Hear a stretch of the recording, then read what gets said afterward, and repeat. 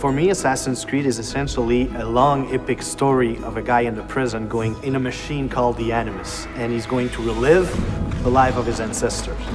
In Assassin's Creed 2, we follow Desmond, who's going to live the life of Ezio Auditore da Firenze.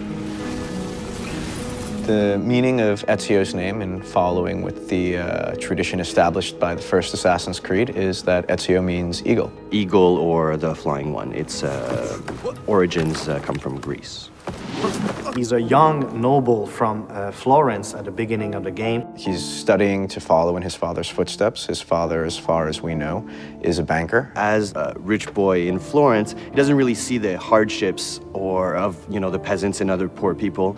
And it doesn't really affect him either. He's more of a carefree guy. He does what he has to do. He's got lots of money. He's got lots of friends. And in regards to the women, he's very charming. He always says the right thing. That's the right thing to surprise them, to stand out of the crowd. And that's why they have a really hard time resisting to his charms.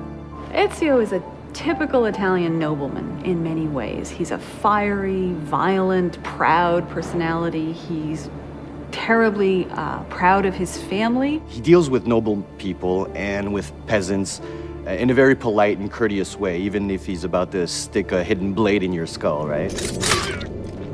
He has a very strange talent that his father is aware of, which is the eagle vision from the first game. Nobody really knows how come he has that, but we sort of find out in the game.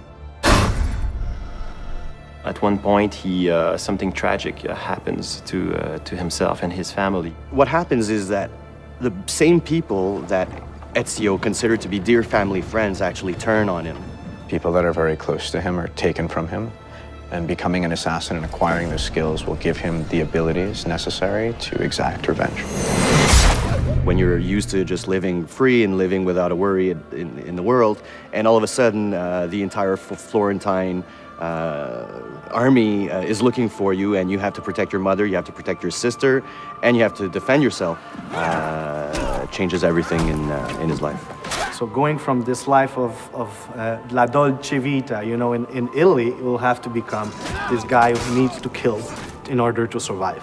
We see Ezio progressing very much so throughout the game, physically as well as emotionally and in his personality.